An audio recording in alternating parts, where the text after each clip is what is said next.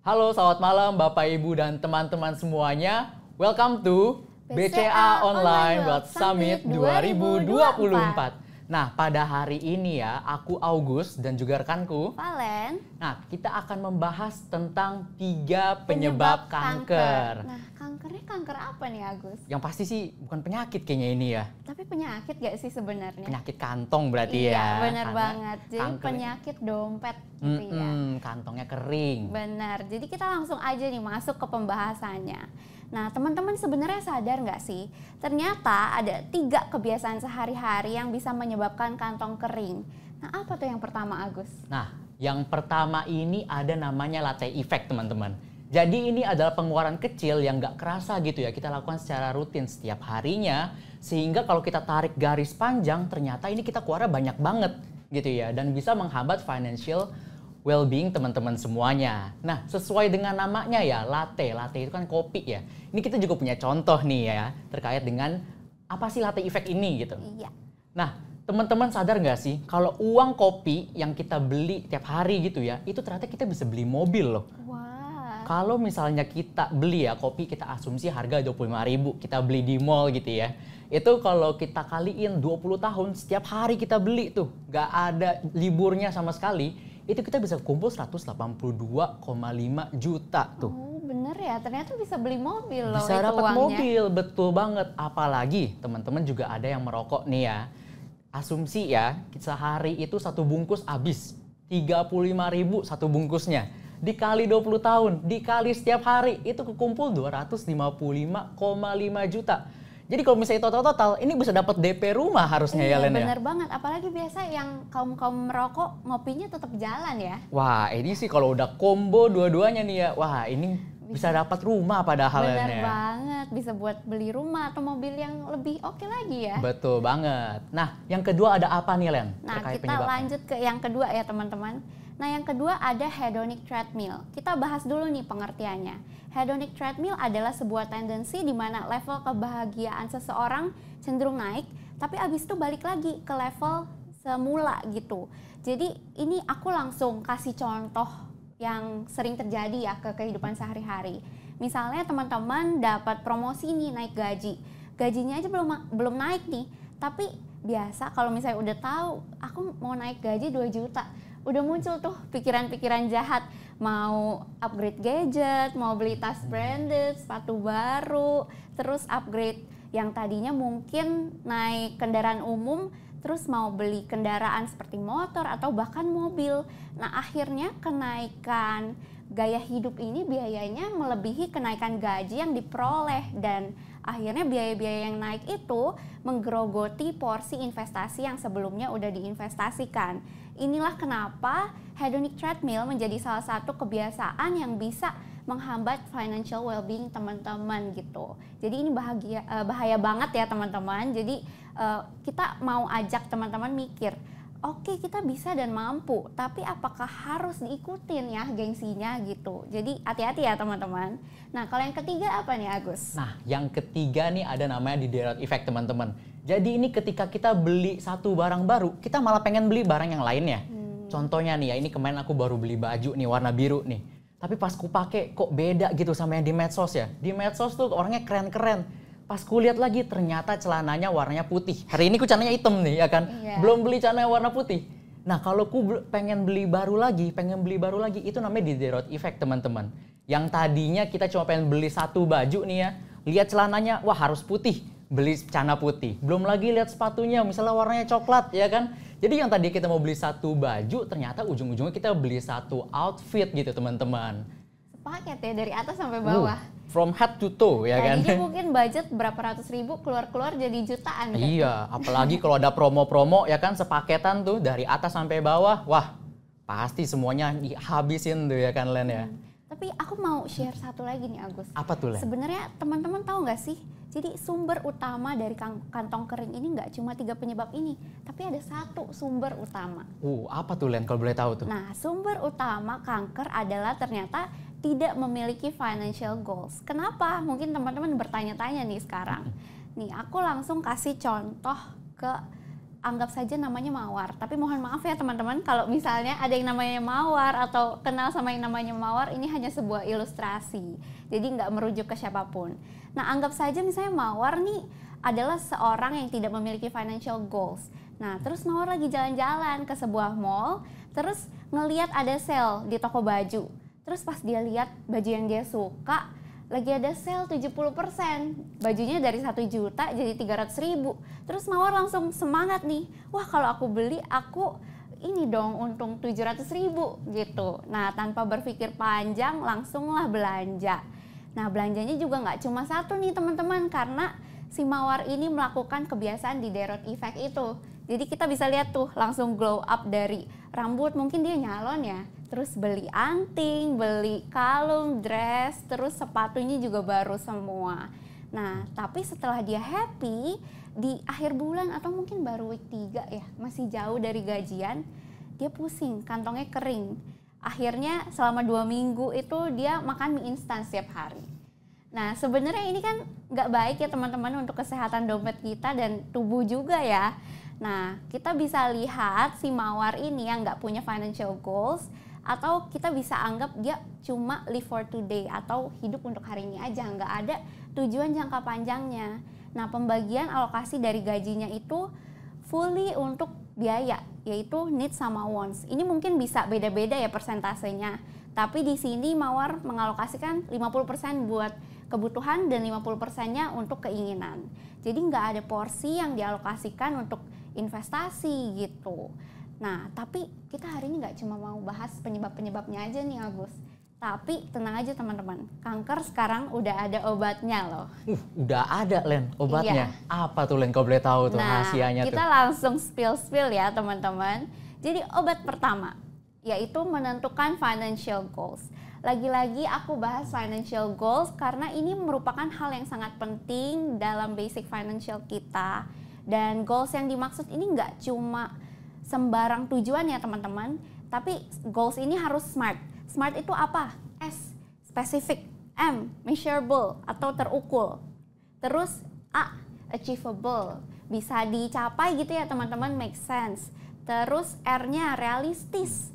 Jadi jangan sembarang bikin goals yang nggak bisa dicapai. Misalnya teman-teman mau terbang ke bulan tanpa transportasi apapun gitu kan nggak make sense ya. Nah, terus T-nya ada time bound, jadi jangka waktu yang jelas. Kapan teman-teman mau achieve goals teman-teman. Nah, dengan financial goals ini harapannya teman-teman bisa terhindar dari skenario si mawar tadi.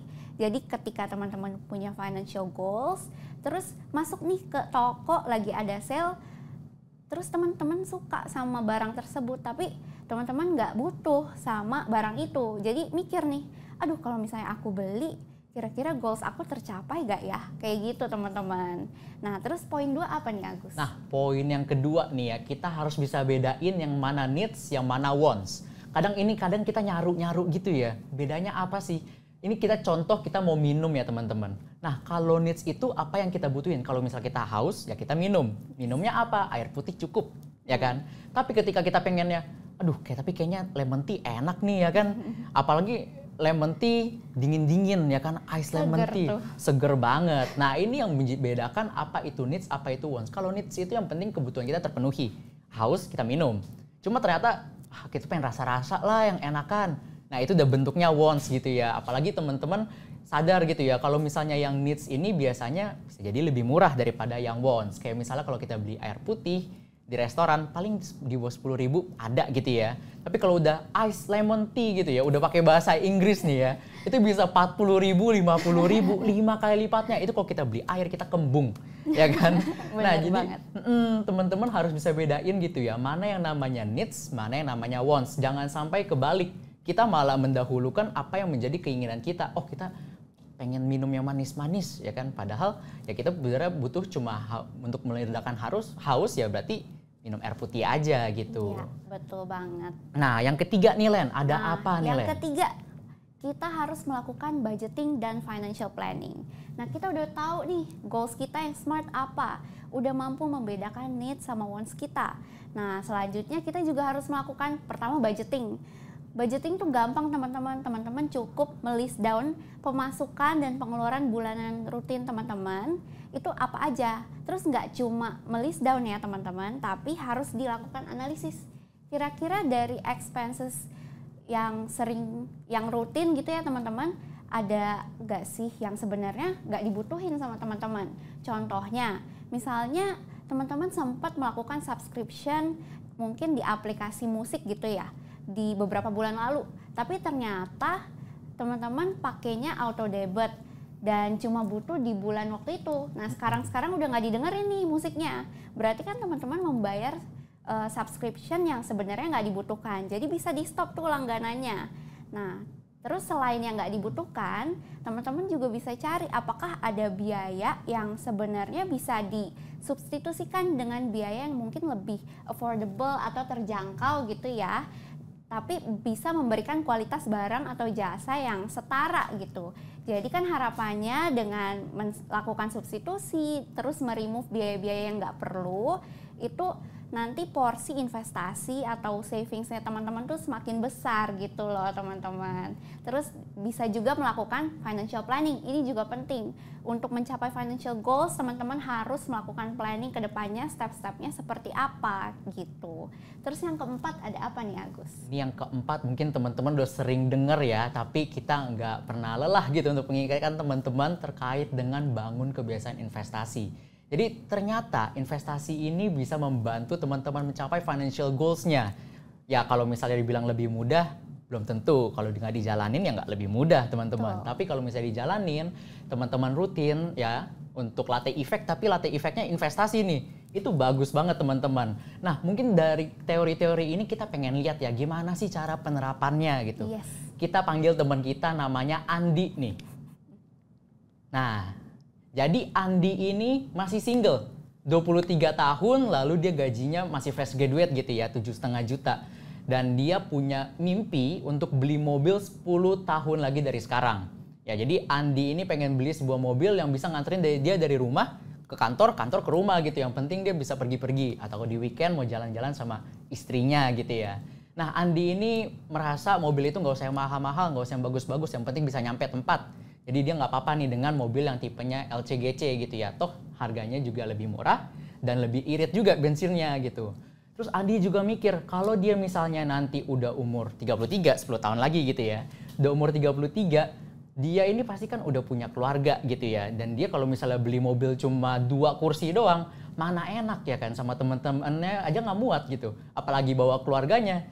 Nah, jadi Andi ini pengen beli mobil yang tipenya lebih besar, yaitu ya MPV. Dan juga kalau secara brand, Andi kalau searching-searching lihat brand Jepang ini lebih murah gitu ya dibandingkan dari brand-brand Eropa untuk perbaikannya, untuk suku cadangnya, dan lain-lainnya.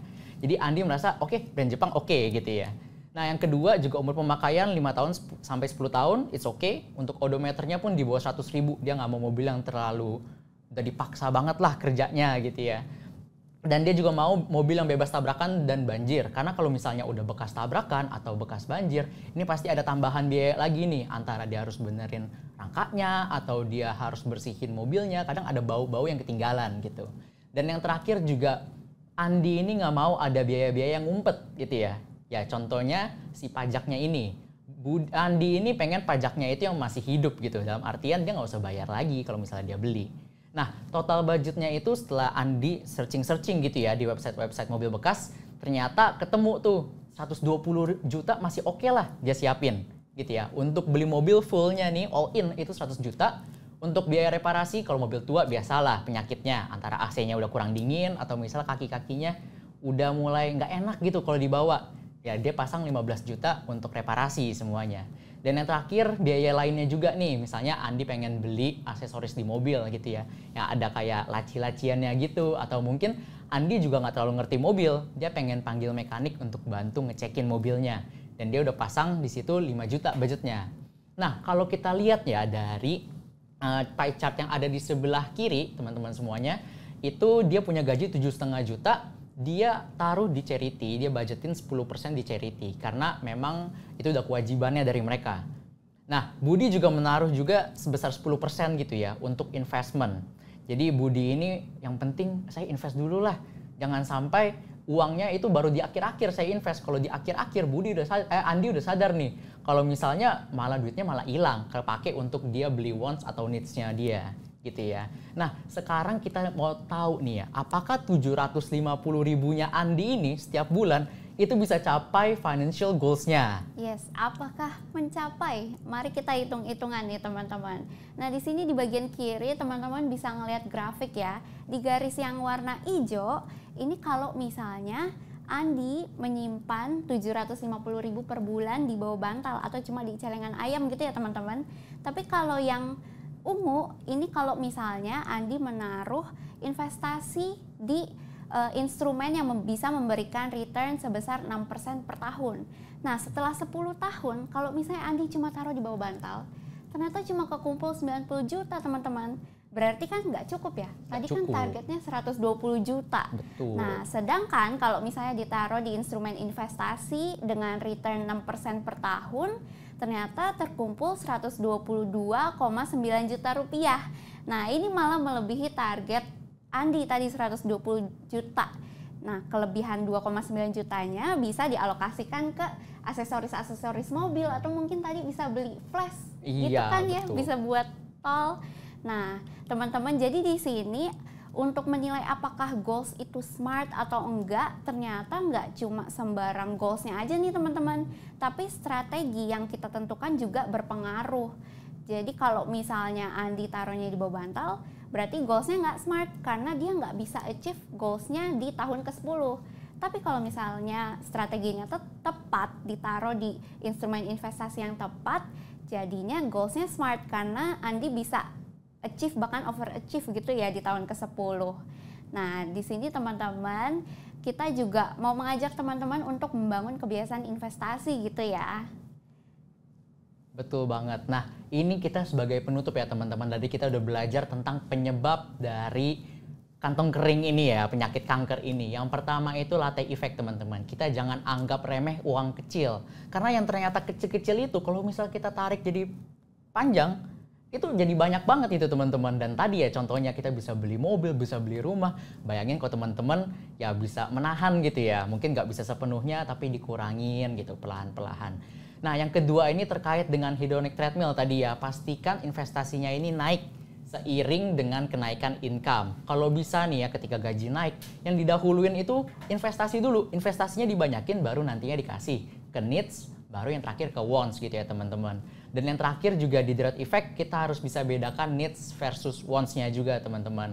Jadi jangan sampai karena kita beli sesuatu, kita malah pengen beli barang-barang lainnya yang sebenarnya itu jadi wants kita, bukan needs-nya kita gitu. Yang ujung-ujungnya boncos di kita, teman-teman. Iya, betul banget.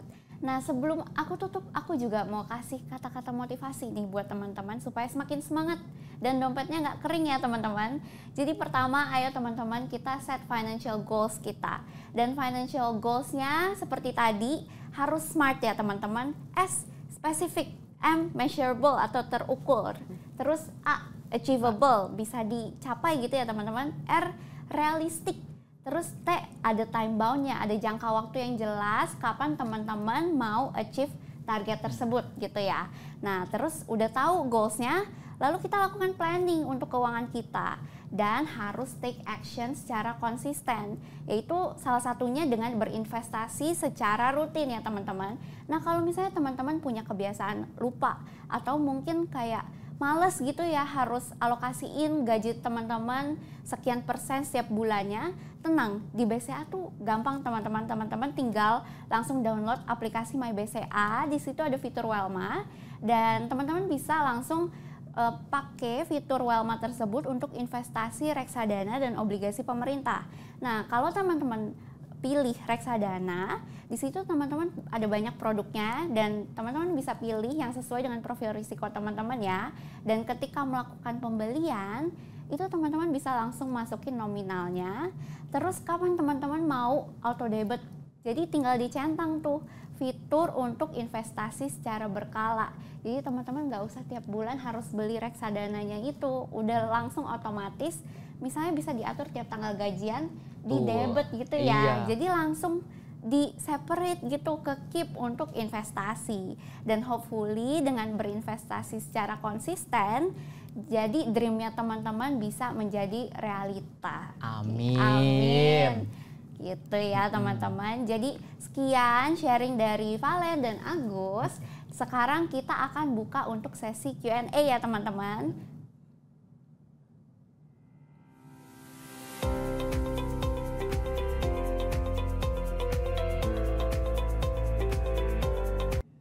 Oke, di sini kita udah dapat beberapa pertanyaan ya teman-teman.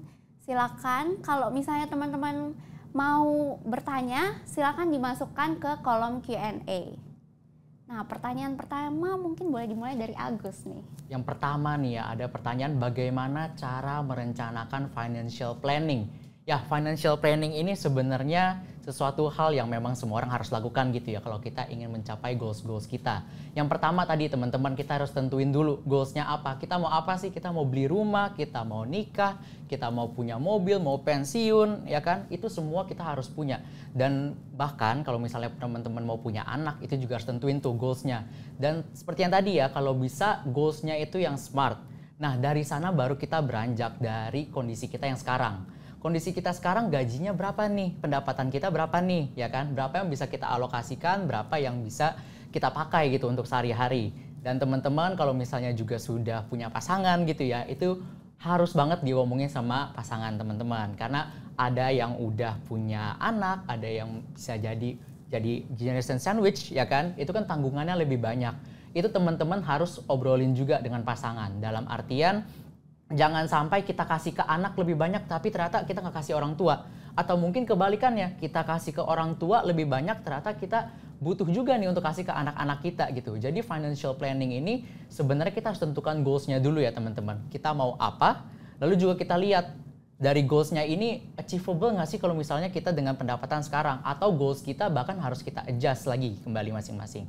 Nah goalsnya ini juga teman-teman bisa atur sendiri gitu ya. Kalau kayak tadi contohnya ada Andi. Dia pasang 10 tahun. Kalau misalnya dia 5 tahun, bisa nggak? Belum tentu. Kecuali dia mau ngurangin porsi wants-nya dia untuk dialihin jadi investasi gitu ya. Mungkin kalau misalnya didobelin, ya berarti si Andi bisa dapat duit lebih banyak gitu kan untuk goals-nya dia. Nah, jadi teman-teman pastikan teman-teman tahu mimpi kalian apa gitu ya. Buat sespesifik mungkin, buat serealistis mungkin, jangan sampai kalian udah bikin goals susah-susah, ternyata ini nggak masuk akal gitu loh.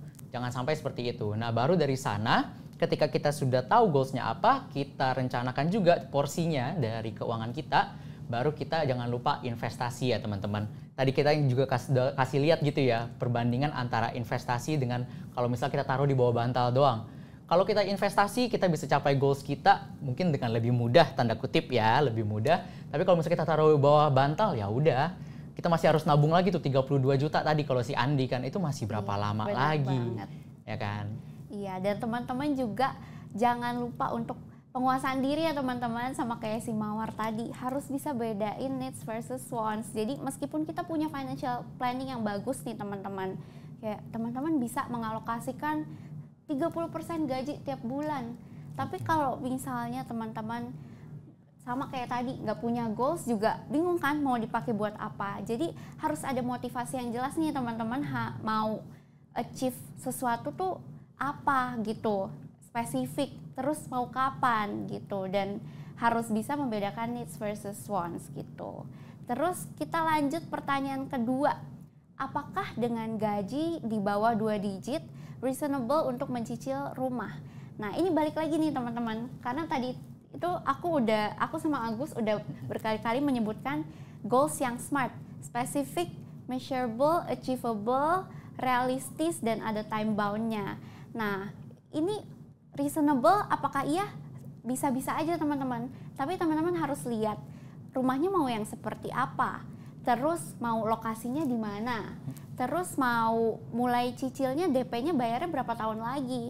Nah dari situ teman-teman bisa langsung hitung nih, dari gaji teman-teman bisa spare berapa persen, dan ketahuan kira-kira dari alokasi gaji tersebut bisa mengumpulkan dana untuk DP rumah di tahun keberapa, dan apakah sesuai nih dengan goals teman-teman gitu. tambahan juga gitu ya teman-teman terkait dengan cicilan, namanya juga mencicil gitu kan. Kita harus pastiin cicilan kita ini nggak lebih besar daripada pendapatan kita. Betul. Jangan sampai ketika kita udah DP ini ya, kita udah bayar, terus pas kita mau bayar cicilannya malah menjerit gitu. Karena ternyata kita nggak cukup uangnya untuk mencicil rumah tersebut gitu ya. Jadi teman-teman juga harus pastikan bahwa rumah yang dicicil ini memang masuk gitu ya untuk di budgetnya teman-teman semuanya. Kalau misalnya kurang, ada dua caranya, antara kita adjust goal-nya, rumahnya mungkin yang tadinya kita mau cari di pusat Jakarta gitu ya, tapi kan kayaknya kalau pusat Jakarta agak mahal ya, kita mungkin mau cari yang lebih di barat, lebih di timur. Nah itu teman-teman bisa lakukan hal tersebut. Atau yang kedua ya teman-teman juga harus besarkan pendapatannya, dalam artian teman-teman bisa punya duit tambahan nih untuk bisa mencicil rumah tersebut. Nah kalau bisa sih sebenarnya untuk rasio hutang jangan lebih besar dari 30%. Kalau personally ya, aku sendiri ya. Jadi jangan lebih besar daripada 30%. Karena kalau udah di atas 30%, biasanya ada aja nih yang kita ketutupan antara needs atau wants-nya yang kita kecilin, atau ternyata saving-nya kita nih, yang kita punya goals lain-lainnya, ternyata terpaksa kita harus kecilin gitu ya. Jadi kalau misalnya ditanya apakah reasonable, balik lagi ke teman-teman semuanya gitu ya. Rumahnya ini seperti apa? Apakah masuk ke perhitungan atau enggak? Kalau misalnya enggak, balik lagi antara mau adjust goals-nya atau kita mau tambahin pendapatan kita. Kurang lebih seperti itu ya teman-teman. Semoga menjawab teman-teman. Nah yang ketiga nih ya terkait Kak, gimana cara mengatur porsi yang tepat untuk investasi jangka pendek dan jangka panjang. Nah teman-teman balik lagi, jangka pendek dan jangka panjang ini kita lihat dari goals-nya kita mau berapa lama. Kalau misalnya kita tahun depan udah mau nikah, jangan sampai kita pasang di instrumen yang terlalu beresiko gitu. Karena tahun depan kita harus nikah nih, kalau misalnya duitnya tiba-tiba lagi minus tahun depan, minus 20% misalnya. Apakah teman-teman bisa nikah? Bisa mungkin. Nikahnya di-adjust gitu ya. Mungkin ada vendor-vendornya yang tadinya kita mau di gedung mewah, kita kurangin, kita cari vendor lain. Tapi balik lagi teman-teman, sesuaikan dengan goals-nya. Jangan sampai teman-teman ini kebalik gitu ya. Yang tadinya udah jangka pendek, tapi goals-nya jangka pendek, tapi teman-teman taruh di instrumen yang beresiko gitu ya, yang jangka panjang, ya itu kan nggak bakal match gitu ya. Jadi kalau misalnya untuk yang porsi jangka pendek, mungkin teman-teman kalau di reksadana ada reksadana pasar uang gitu yang lebih stabil. Jadi kalau tahun depan teman-teman udah butuh uangnya, ya duitnya nggak bakal berkurang gitu seharusnya ya kan, nggak mungkin rugi gitu. Kalau misalnya yang masih jangka panjang, teman-teman pasti mau coba untuk yang lebih beresiko. Dalam artian bisa mencari return yang lebih besar sehingga teman-teman juga bisa mencapai goals-nya gitu ya.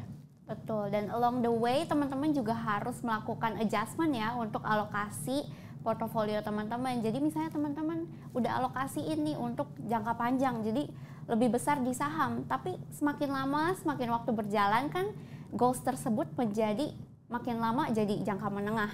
Nah ketika jangka menengah mungkin porsi sahamnya bisa dikurangin, dipindahin ke campuran atau ke pendapatan tetap. Nah, ketika udah jadi jangka pendek, mungkin bisa lebih banyak di pendapatan tetap dan juga pasar uang. Jadi ini harus di-adjust terus ya teman-teman. Karena ketika kebutuhannya semakin dekat, jadi harus dialokasikan ke portofolio yang low volatility gitu. Nah, untuk pertanyaan keempat teman-teman, self rewards termasuk needs atau wants kakak? Nah, ini aku jawab dari pendapat aku sendiri dulu ya teman-teman. Nanti Agus boleh nambahin kalau misalnya ternyata beda. Tapi kalau menurut aku self rewards ini bisa dua. Bisa jadi needs, tapi bisa juga jadi wants. Kenapa? Nah kalau misalnya teman-teman udah kerja banyak, terus teman-teman earn something, bisa dapat gaji. Ya teman-teman oke dong buat kasih reward ke diri teman-teman supaya teman-teman gak overwork. Dan sometimes untuk kasih self reward itu bikin diri aku sendiri, aku pribadi tuh lebih happy dan semakin semangat untuk kerja lagi gitu. Jadi bisa jadi salah satu booster untuk kita keep performing. Tapi jangan sampai self reward ini jadi alasan kita untuk spending terus. Beda lagi kalau misalnya teman-teman, aduh abis kerja baru pulang jam 6 kan dianggap lembur gitu ya. Aduh aku lembur hari ini, aku mau self reward makan di restoran mahal dan tiap hari gitu teman-teman. Nah kalau itu jadinya once teman-teman, akhirnya Nanti kalau kayak gitu terus jadinya balik lagi ke penyakit tadi, kantong kering gitu ya teman-teman. Betul. Jadi harus dipikirin lagi tujuannya seperti apa, efeknya jangka panjangnya seperti apa gitu. Tapi kalau menurutku sendiri sih lebih ke arah wants ya ini ya. Karena kadang kan kita nggak tahu gitu, tiba-tiba kebutuhan itu kita impulsif aja muncul. Oh misalnya aku suka main game gitu ya. Ketika lagi nggak ada apa-apa, tiba-tiba lihat ada, oh game lagi diskon nih, pengen self reward, beli gamenya gitu. Tapi sebenarnya apakah aku butuh? Belum tentu, cuma karena aku tergiur aja dengan gamesnya. Nah, kalau aku personally sih lebih ke arah wants ya, karena itu nggak selalu muncul gitu.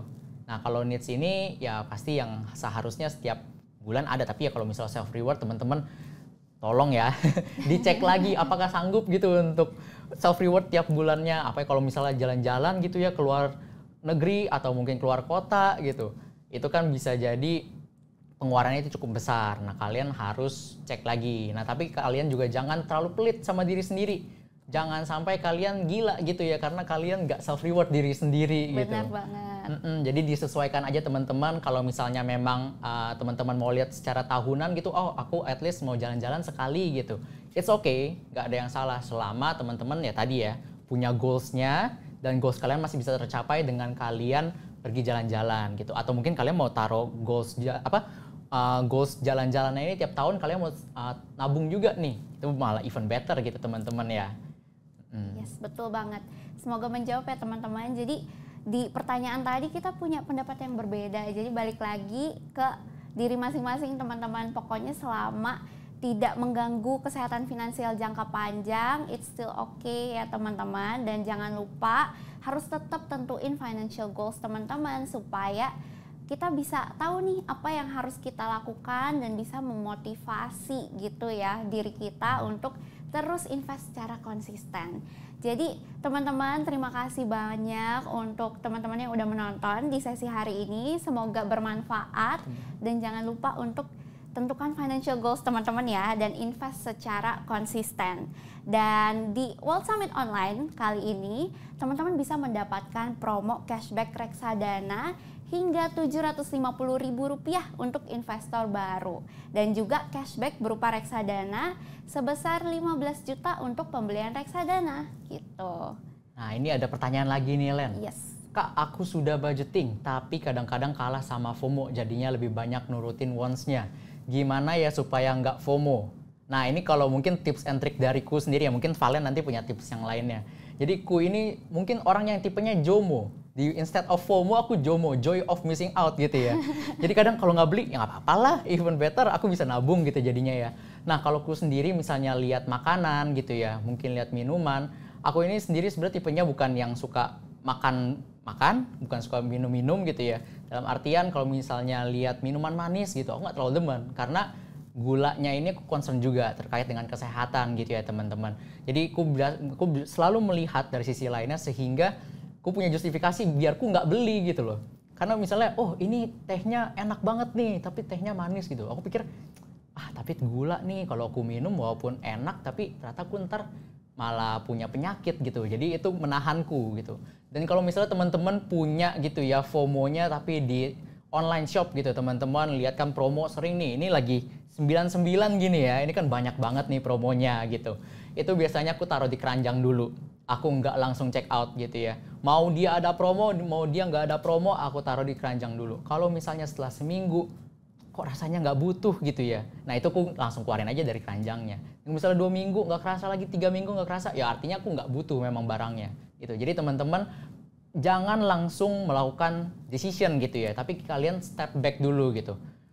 Kita lihat dulu apakah ini benar-benar kita butuhkan, dan kalian jangan termakan lah sama FOMO. Agak susah sih memang, tapi kalian harus bisa melatih diri, menahan diri gitu ya. Dalam artian jangan sampai kalian ini dikalahkan oleh nafsu teman-teman semuanya gitu. Benar banget. Dan ini balik lagi ya teman-teman ke financial goals gitu teman-teman. Jadi kalau misalnya kita udah punya goals yang spesifik, kita udah punya mimpi, udah punya tujuan, sebenarnya itu bisa jadi rem kita sih untuk menahan diri kita membeli barang-barang yang cuma wants kita. Nah kalau aku pribadi caranya adalah tetap tentuin tujuan specifically secara finansial ya, misalnya di tahun depan mau mengumpulkan misalnya 100 juta, gimana caranya? Nah, misalnya di tahun depan udah achieve. Nah, kita gunakanlah apa ya? Kayak keinginan manusia untuk terus mendapatkan lebih gitu ya. Betul. Jadi diputerin nih teman-teman, jangan untuk membiayai gengsi, tapi untuk membiayai masa depan kita gitu. Jadi ketika kita udah achieve, kita harus cari lagi dong goals yang lebih tinggi lagi supaya kita bisa terus memotivasi diri kita untuk terus maju nih untuk investasi gitu. Dan juga harus bisa membedakan needs versus wants. Nah, kalau FOMO kan biasanya lebih ke wants ya. Gitu. Jadi kita harus menahan diri kita untuk membeli barang-barang yang sebenarnya nggak diperlukan gitu. Dan mungkin ini juga tambahan dikit lagi gitu ya Len ya, terkait dengan tadi kan katanya udah budgeting gitu ya. Teman-teman pastikan kalau misalnya teman-teman sudah dapat gaji gitu ya, gajinya langsung dipindahin, langsung ditabung atau diinvestasikan terlebih dahulu gitu ya. Jangan sampai teman-teman baru nabungnya di akhir. Karena kalau nabungnya di akhir, misalnya kita dapat gaji kayak Andi tadi 7,5 juta gitu ya. Di akhir bulan, oh masih ada 3 juta nih, beli kopi 50.000 nggak masalah ya kan.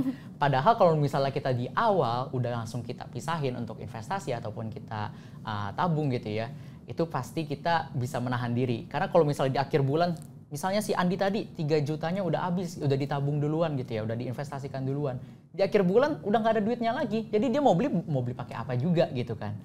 Nah, jadi itu salah satu triknya juga ya teman-teman. Jadi pastikan bahwa teman-teman juga melimit diri kalian sendiri. Selain kalian menahan, kalian juga ciptakan suatu kondisi di mana teman-teman bisa melimit gitu ya keinginan teman-teman untuk keluar uangnya gitu. Kita lanjut ke pertanyaan berikutnya.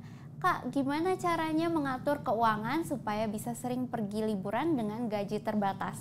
Nah, ini gaji terbatasnya berapa nih teman-teman? Kita taruhlah mungkin di bawah 2 digit lah ya. Nah, balik lagi, liburan menurut teman-teman tuh yang seperti apa sih? Nah, balik lagi ke kemampuan masing-masing ya. Kalau aku pribadi, buat aku kalau misalnya pergi, misalnya ke kafe aja, atau mungkin cukup ke daerah puncak gitu, terus ngopi, makan yang sederhana, tapi udah bisa ngelihat pemandangan ijo-ijo, itu menurut aku udah sebuah liburan sih teman-teman. Jadi balik lagi, kayak ini bisa menjadi salah satu financial goals teman-teman. Misalnya mau di-achieve kapan, misalnya tujuan untuk liburan, liburannya ke daerah mana, terus mau yang seperti apa, kegiatannya apa aja, budgetnya berapa, terus berapa yang teman-teman bisa alokasikan setiap bulannya, dan kapan mau melakukan liburannya. Jadi kayak gitu sih teman-teman. Itulah kenapa dari tadi Valen sama Agus terus-terusan ngingetin teman-teman untuk set financial goals gitu. Betul banget. Nah, teman-teman kalau misalnya mau jalan-jalan juga pastiin jadwalnya jelas gitu ya. Dari jam sekian sampai jam sekian mau ngapain? Kira-kira kalau kita makan di sini akan keluar berapa duit gitu. Jadi teman-teman udah punya acuan gitu. Ketika kalian datang ke tempat, kalian ya emang keluarin duitnya memang segitu gitu. Dan juga teman-teman, kalau ku pribadi ya, aku suka jalan-jalan tuh kalau bisa jangan yang mencekik gitu, dalam artian ku nggak apa-apa, ku nabung lebih banyak, selama bulanan itu ku lebih pakai dikit gitu ya, tapi di liburan ini aku bisa spend lebih banyak. Ya misalnya contohnya kita mau ke kafe aja, ya kan, kadang ku mikir kalau ku misalnya cuma beli kue doang tapi nggak beli minumnya, aku nggak ngerasain nih jalan-jalan gitu ya. Ini kalau misalnya lagi keluar kota gitu jarang-jarang gitu kan. Jadi mendingan ku di bulan-bulan biasanya ku nabung lebih banyak gitu, agar ku bisa jalan-jalan dengan lebih seru gitu ya, dalam artian aku bisa cobain banyak hal gitu, karena aku standar liburanku adalah aku bisa nyobain banyak hal gitu ya. Nah teman-teman juga kalau misalnya kalian udah tahu gitu ya jadwalnya kapan, misalnya aku mau jalan-jalan ke Thailand gitu misalnya tahun depan, nah teman-teman tuh bisa langsung aja set nih goalsnya, mau ke Thailand, mau kemana, jam berapa, tanggal berapa gitu ya, mau acaranya apa aja, jalan-jalannya kalian lihat dulu kira-kira butuh budgetnya berapa, dan teman-teman bisa langsung tabung aja gitu. Bisa lamsam, bisa DCA. Bedanya apa? Kalau lamsam itu satu brek duit langsung di awal gitu ya, tapi kalau DCA dicicil tiap bulan. Nah teman-teman kalau misalnya kayak tadi gitu ya, nabung, anggap misalnya teman-teman taruh 10 juta di awal gitu ya, terus dapat 6% setahun anggapannya. teman-teman bisa dapat 600.000. 600.000 lumayan loh, bisa dapat pesawat domestik kadang. Ya kan, kalau di Thailand bisa dapat 400.000 kalau lagi tanggalnya bagus ya. Itu bisa dapat lebih bagus gitu. Atau mungkin bisa dapat satu hotel lebih lama gitu malamnya. Atau teman-teman misalnya mau makan yang lebih fancy gitu ya, mau coba yang lebih fancy, itu bisa banget. Jadi teman-teman jangan lupa setelah sudah dibuat goals-nya, alokasikan budgetnya, di planning juga seperti apa. Kalau misalnya mau keluar negeri ya berarti harus bikin paspor gitu ya, atau mungkin ada yang bikin visa ya, jangan sampai teman-teman pas sudah tanggalnya mau pergi malah nggak bisa pergi gitu ya, sayang banget. Dan yang terakhir juga jangan lupa investasi teman-teman, karena investasi ini walaupun mungkin teman-teman udah bosen gitu ya dengar kata-kata investasi, tapi investasi ini bisa membantu teman-teman untuk mencapai goals teman-teman semuanya gitu. Semoga menjawab teman-teman. Semoga menjawab. Nah, iya, lanjut lagi ke yang nomor 7, pertanyaan ke-7 nih ya. Ada 5 orang yang harus dibiayain, sudah berkeluarga dengan 3 orang anak. Berapa income yang worth it? Income yang worth it ini balik lagi kita ke pengeluaran kita berapa, ya kan? Kita pasti sebagai orang tua gitu ya. Aku punya orang tua juga dulu pernah cerita gitu. Aku pengen masukin anaknya ke sekolah A, aku pengen masukin sekolah B gitu ya. Atau mungkin aku pengen suami istri tetap kerja gitu, orang tuaku, tapi ternyata milih untuk 1 orang aja yang bekerja. Nah, artinya 1 orang itu harus bisa memenuhi kebutuhan 3 orang anaknya dan juga istrinya gitu. Nah, kebutuhannya ini sebanyak apa teman-teman harus lakukan tracking ya terhadap pengeluaran teman-teman semuanya, satu keluarga. Misalnya untuk biaya sekolah, untuk biasa mungkin mau yang kecil-kecil mau ada preschool atau mungkin dititipin gitu ya, itu juga harus dihitung gitu. Dan untuk misalnya untuk makan, untuk jalan-jalan, teman-teman harus cek gitu. Nah, sebenarnya kalau misalnya berapa yang worth it, kita nggak bisa bilang angka yang saklek gitu ya, karena ini kembali lagi ke teman-teman semuanya. Ada yang merasa mungkin 5 orang 10 juta sebulan udah cukup. Ada orang yang mungkin, ini mah bayar sekolah aja nggak cukup, harus 30 juta gitu misalnya income-nya untuk pengeluaran sebulannya. Itu balik lagi ke teman-teman. Teman-teman harus lakukan tracking gitu ya atas pengeluaran teman-teman. Dan jangan lupa misalnya untuk dana darurat ya, kalau misalnya cuma ada satu yang mencari nafkah, pastikan juga dana darurat yang teman-teman sudah kumpulkan ini bisa mengcover biaya bulanannya gitu. Kayak kalau misalnya udah punya anak 3, ya at least harus 12 kali lah, 12 kali dari pengeluaran tiap bulannya. Jadi kalau misalnya amit-amit gitu ya, kayak misalnya tiba-tiba ada COVID lagi atau seperti apa, teman-teman bisa membiayai keluarga teman-teman semuanya. Dan jangan lupa untuk yang kepala keluarga atau yang mencari nafkah, jangan lupa untuk punya proteksi gitu ya. Betul banget. Dan ini kembali lagi ya Bapak Ibu dan teman-teman semua, ini untuk yang berkeluarga dengan 3 anak, apakah anaknya usia berapa nih? Biasa kalau misalnya gapnya 3 tahun katanya lebih berat tuh ya, karena nanti pada saat masuk yang anak kedua masuk SMA, terus anak ketiganya masuk SMP gitu ya. Nah, itu juga harus diperhitungkan secara matang. Nah, that's why perlunya planning dari jauh-jauh nih teman-teman. Kalau misalnya ternyata udah tahu ada gap usia anak tersebut dengan misalnya 3 tahun jaraknya, lalu perlu dipersiapkan lebih matang untuk pos-pos biaya sekolah anak. Nah, kalau misalnya udah tahu kayak gitu, berarti kan harus dipersiapkan nih, misalnya anak saya masuk SMA 3 tahun lagi, berarti perlu dialokasikan, berarti 3 tahun bisa dialokasikan mungkin ke reksadana pendapatan tetap gitu ya, dan mungkin sebagian ke reksadana pasar uang gitu untuk yang dana darurat seperti yang tadi udah dijelasin sama Agus kayak gitu. Jadi kembali ke kebutuhan dan profil masing-masing ya Bapak Ibu dan teman-teman semua. Semoga menjawab. Jangan lupa juga kompromi juga ya dengan istri atau dengan suaminya gitu. Kira-kira kalau misalnya kita keluar segini cukup atau enggak, ya kan, gaya hidup orang masing-masing berbeda gitu. Jangan sampai malah karena dengan kita mencekik budgetnya ini kita malah rumah tangganya jadi kurang harmonis. Jangan banget ya sampai terjadi yang tersebut gitu. Iya. Jadi kalau bisa diomongin juga gitu dengan pasangan, kira-kira apakah segini cukup atau segini berlebih. Jangan sampai teman-teman berlebih, karena yang berlebihan itu belum tentu baik gitu ya. Tapi jangan juga berkekurangan, karena belum tentu yang kurang ini malah kita mencekik diri kita sendiri gitu ya. Betul. Padahal anak kita bisa sekolahin di sekolah yang lebih bagus gitu. Iya. Nah, jadi kembali lagi ke Bapak Ibu, kita nggak bisa kasih angka yang sakleknya, spesifik, betul banget. Jadi Bapak Ibu mungkin ini seni gitu ya, nggak ada benar, nggak ada salah, tapi Bapak Ibu harus coba gali sendiri gitu ya. Kira-kira berapa sih kalau aku set segini apakah cukup atau tidak gitu ya. Jangan sampai Bapak Ibu isinya ntar kayak pie chartnya kayak mawar tadi ya. Wants dan needs aja. Jadi Bapak Ibu juga harus plot gitu ya untuk investasi dan juga untuk kedepannya Bapak Ibu mungkin mau pensiun juga ya. Bapak Ibu harus alokasikan dananya. Betul. Jadi diperlukan openness gitu ya, keterbukaan satu sama lain dan planning jangka panjang ya Bapak Ibu dan teman-teman semua. Terus juga bisa beda mungkin kalau misalnya suami dan istri sama-sama bekerja. Nah, itu bisa banyak sekali lah untuk kemungkinan porsi pembagian biayanya gitu ya. Jadi bisa disesuaikan dengan masing-masing gitu. Semoga menjawab.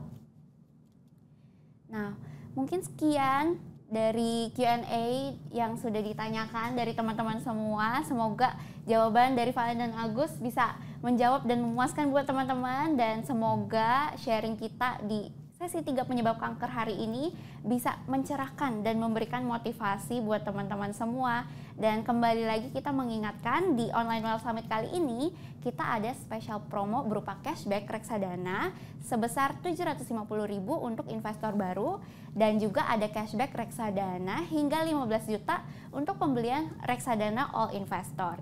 Info lebih lanjut bisa di mana, Agus? Kita bisa lihat di website wealthsummit.bca.co.id pada menu tab promo atau landing page promo pada bca.id/WS online promo. Jadi teman-teman bisa langsung lihat ya syarat ketentuannya untuk mendapatkan cashback ini seperti apa. Ada informasinya di dua website tersebut.